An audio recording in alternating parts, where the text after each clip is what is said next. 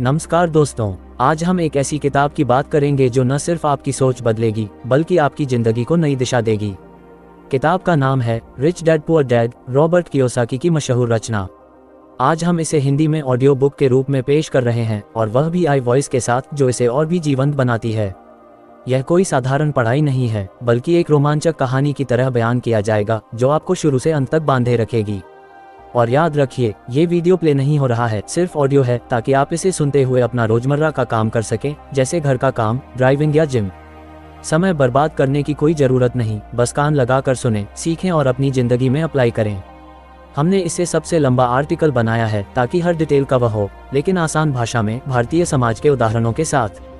कल्पना कीजिए, ये कहानी आपके अपने जीवन की तरह लगेगी और आप सोचेंगे, ये तो मेरी कहानी है। आइए कहानी शुरू करते हैं। हमारे हीरो हैं रॉबर्ट, लेखक स्वयं, और उनके जीवन में दो पिता जैसे लोग हैं। एक उनके असली पिता, एक शिक्षा विभाग में उच्च अधिकारी, पढ़े लिखे, ईमानदार, लेकिन हमेशा पैसे की कमी से जूझते। वे सुबह से शाम तक काम करते, फिर भी महीने के अंत में बैंक बैलेंस जीरो। वे रॉबर्ट से कहते, बेटा अच्छे से पढ़ो, इंजीनियर या डॉक्टर बनो, सरकारी नौकरी पकड़ो, पेंशन मिलेगी, जीवन सुरक्षित हो जाएगा।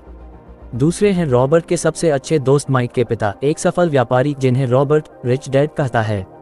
वे बड़े बड़े बिजनेस चलाते, स्टॉक्स में इन्वेस्ट करते और कहते, पैसे के लिए मत भागो, पैसे को तुम्हारे लिए दौड़ने दो, असेट्स बनाओ जो रात दिन तुम्हारे लिए कमाएं। रॉबर्ट इन दोनों की सलाहों के बीच फंसा रहता और यही संघर्ष रिच डैड पुअर डैड की मूल कहानी है। हम इसे भारतीय परिप्रेक्ष्य में जोड़ेंगे, जैसे हमारे यहाँ मध्यम वर्ग के परिवारों में होता है, जहाँ पैसे की बात करना भी टैबू है, लेकिन बिना प्लानिंग के जीवन बीत जाता है। सुनते रहिए, क्योंकि यह कहानी आपको अपनी जिंदगी पर सवाल करने पर मजबूर कर देगी। योजक चिन्ह, योजक चिन्ह, योजक चिन्ह।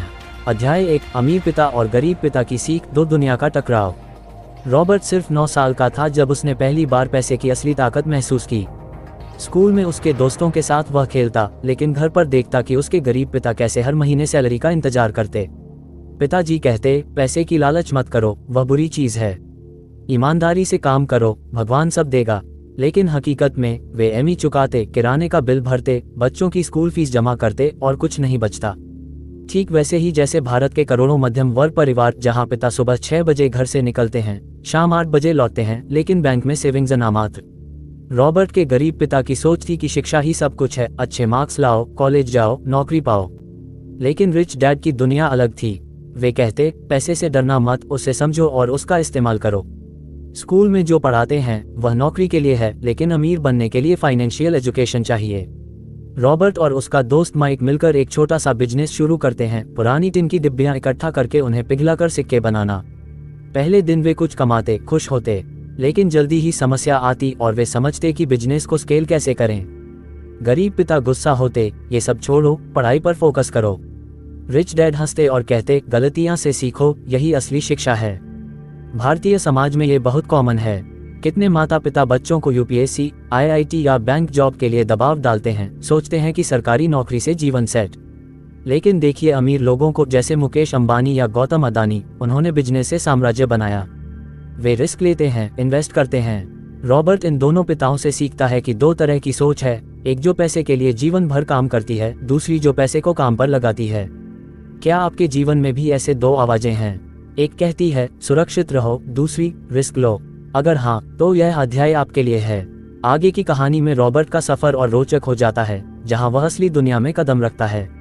मत छोड़िए, क्योंकि हर मिनट नई सीख है। योजक चिन्ह, योजक चिन्ह, योजक चिन्ह। अध्याय 2, अमीर लोग पैसे के लिए काम नहीं करते, पैसा उनके लिए काम करता है। जैसे जैसे रॉबर्ट बड़ा होता है, वह देखता है कि उसके गरीब पिता हमेशा पैसे की चिंता में डूबे रहते। वे कहते, सैलरी आएगी तो बिल भरेंगे, टैक्स देंगे, फिर अगली सैलरी का इंतजार। महीने के बीच में अगर कोई इमरजेंसी आ जाए, जैसे बीमारी या शादी, तो उधार लेना पड़ता। ठीक वैसे ही जैसे भारत में लाखों परिवार, जहां लोग एफडी या आरडी में थोड़ा बहुत बचाते हैं, लेकिन इन्फ्लेशन से वह भी घट जाता है। गरीब पिता की सोच थी कि मेहनत से पैसा कमाओ, लेकिन सरकार टैक्स ले लेगी, बैंक लोन की ईएमआई काट लेगी। रिच डैड हंसकर कहते, अमीर लोग ऐसे नहीं जीते। वे पैसे को असेट्स में बदलते हैं, जो उनके लिए पैसा कमाते रहते हैं, जैसे किराए की प्रॉपर्टी, डिविडेंड देने वाले स्टॉक्स या रॉयल्टी वाला बिजनेस। किताब में बताया गया है कि एसेट क्या है, वह चीज जो तुम्हारे पॉकेट में पैसा डालती है। लायबिलिटी क्या है, वह जो पॉकेट से पैसा निकालती है, जैसे लग्जरी कार या बड़ा घर जो सिर्फ शो ऑफ के लिए है। रॉबर्ट देखता है कि उसके गरीब पिता का घर लाइबिलिटी है, मेंटेनेंस, प्रॉपर्टी टैक्स, लेकिन कोई इनकम नहीं। वहीं रिच डैड के पास कई फ्लैट्स हैं जो किराया देते रहते हैं। भारतीय उदाहरण से समझिए, दिल्ली या मुंबई में एक मध्यम वर्ग परिवार बड़ा फ्लैट खरीदता है 50 लाख की एमई पर। हर महीने 30,000 एमई जाती है प्लस सोसाइटी चार्ज। ये लाइबिलिटी है क्योंकि पैसा जा रहा है। लेकिन एक अमीर व्यक्ति वही पैसा कमर्शियल प्रॉपर्टी में लगाता है, जैसे शॉपिंग मॉल का हिस्सा जो लाखों का किराया देता है, जैसे रियल एस्टेट टाइकून डीएलएफ या ओबरॉय रियल्टी के मालिक। रॉबर्ट सीखता है कि स्कूल और कॉलेज हमें नौकरी के लिए तैयार करते हैं, लेकिन फाइनेंशियल फ्रीडम के लिए नहीं। हम पढ़ते हैं मैथ्स, साइंस, लेकिन बैलेंस शीट, कैश फ्लो क्या है, यह नहीं सिखाते। क्या आप भी उस रैट रेस में फंसे हैं जहां सुबह ऑफिस जाते हो, शाम को थक कर लौटते हो, वीकेंड पर सोते हो और सोचते हो कब रिटायरमेंट आएगी? अगर हाँ, तो यह अध्याय आपको जगाएगा। आगे सुने, क्योंकि रॉबर्ट अब अपना पहला बिजनेस शुरू करने वाला है और वहां से असली मजा शुरू होता है। कहानी इतनी रोचक है कि आप रुक नहीं पाएंगे। योजक चिन्ह, योजक चिन्ह, योजक चिन्ह। अध्याय 3, अपना खुद का बिजनेस शुरू करो, नौकरी से बाहर निकलो। रॉबर्ट अब टीनेजर है और रिच डैड से पूछता है, मैं अमीर कैसे बनूं? मेरे पास तो ज्यादा पैसा नहीं है। रिच डैड मुस्कुराते हुए कहते, बिजनेस माइंड बनाओ। नौकरी में तुम बॉस के लिए काम करते हो, लेकिन अपना बिजनेस बनाओ जहां सिस्टम तुम्हारे लिए काम करे। किताब में कैश फ्लो क्वाड्रेंट का कॉन्सेप्ट है। ए फॉर एम्प्लॉयड, नौकरी वाला, एस फॉर सेल्फ एम्प्लॉयड, अपना छोटा काम जैसे डॉक्टर या दुकानदार, बी फॉर बिजनेस ओनर, बड़ा सिस्टम जहां दूसरे काम करते हैं, आई फॉर इन्वेस्टर, पैसा इन्वेस्ट करके कमाना। गरीब पिता ए में फंसे रहते हैं, सैलरी पर निर्भर। अमीर बी और आई में जाते हैं। रॉबर्ट पहले एस में ट्राई करता है, एक छोटी सी दुकान खोलता है जहां वह खुद काम करता है, लेकिन जल्दी थक जाता क्योंकि अगर वह बीमार हो जाए तो बिजनेस बंद। फिर रिच डैड सिखाते हैं बी कैसे बने, टीम बनाओ, सिस्टम सेट करो। भारतीय समाज में देखिए कितने लोग छोटी किराने की दुकान या ट्यूशन सेंटर चलाते हैं, एस, लेकिन स्केल नहीं करते। वे कहते हैं अकेले ही संभाल लूंगा। लेकिन अमीर लोग जैसे धीरूभाई अंबानी, उन्होंने पेट्रोल पंप से शुरू किया, फिर रिलायंस बनाया जहां हजारों एम्प्लॉय काम करते हैं, या फ्लिपकार्ट के फाउंडर्स जो छोटे से ऑनलाइन स्टोर से अमेजन जैसा बन गए। रॉबर्ट अपना पहला इन्वेस्टमेंट करता है, स्टॉक्स में थोड़े पैसे लगाता है। पहले घाटा होता है, वह डरता है, लेकिन रिच डैड कहते गलतियां से सीखो। क्या आपने कभी सीप शुरू किया म्यूचुअल फंड्स में, या सिर्फ एफडी में पैसा रखा जहां रिटर्न कम है? अमीर लोग रिस्क लेते हैं, स्टॉक्स, बॉन्ड्स, रियल एस्टेट, लेकिन स्मार्ट तरीके से। यह अध्याय आपको सोचने पर मजबूर करेगा कि आप किस क्वाड्रेंट में हैं। अगर ए या एस में, तो बी और आई की तरफ कैसे शिफ्ट हों। कहानी जारी है। रॉबर्ट अब टैक्स की दुनिया में घुसता है जहां अमीरों के राज छिपे हैं। सुनते रहिए क्योंकि हर हिस्सा आपकी जिंदगी से जुड़ा है। योजक चिन्ह, योजक चिन्ह, योजक चिन्ह। अध्याय 4, टैक्स और कॉर्पोरेशन का इतिहास, अमीरों का सीक्रेट वेपन। यह अध्याय थोड़ा टेक्निकल लग सकता है, लेकिन हम इसे कहानी की तरह बताएंगे ताकि बोर ना हो। किताब बताती है कि टैक्स का इतिहास अमीरों द्वारा गरीबों पर थोपने से शुरू हुआ। पहले टैक्स सिर्फ अमीरों पर था, लेकिन अब सब पर। लेकिन अमीर लोग कॉर्पोरेशन बनाकर टैक्स बचाते हैं कानूनी तरीके से। रिच डैड रॉबर्ट को समझाते, व्यक्ति के रूप में टैक्स ज्यादा देना पड़ता है, लेकिन कंपनी बनाओ तो डिडक्शन मिलते हैं, ट्रैवल, मीटिंग्स, इन्वेस्टमेंट्स पर। रॉबर्ट देखता है कि उसके गरीब पिता सैलरी पर 30% टैक्स देते हैं, कोई बचत नहीं। लेकिन रिच डैड की कंपनी में एक्सपेंस दिखाकर टैक्स कम होता है। भारतीय कॉन्टेक्स्ट में समझिए, हमारे यहाँ इनकम टैक्स, जीएसटी, टीडीएस है। मध्यम वर्ग सैलरी पर पूरा टैक्स देता है, लेकिन बड़े बिजनेसमैन सेक्शन 80C, 80D के तहत डिडक्शन लेते हैं, जैसे इंश्योरेंस, होम लोन, चैरिटी। उदाहरण, अजीम प्रेमजी ने अपनी कंपनी से अरबों दान किए, टैक्स बेनिफिट्स लिए। या रतन टाटा के फाउंडेशन जो सोशल वर्क के साथ टैक्स स्मार्ट हैं। रॉबर्ट सोचता, मैं भी अपना कॉर्पोरेशन बनाऊंगा, छोटा सा स्टार्टअप। वह शुरू करता है एक ऑनलाइन बिजनेस और टैक्स प्लानिंग सीखता है। अगर आप हर साल टैक्स रिटर्न भरते हैं और सोचते हैं कितना कट गया, तो यह अध्याय आपको नए आइडियाज देगा। लेकिन सावधान, सब लीगल तरीके से। आगे की कहानी में रॉबर्ट पैसा इन्वेंट करना सीखता है, मतलब अवसर पैदा करना। यह हिस्सा सबसे इंस्पायरिंग है, मत मिस कीजिए।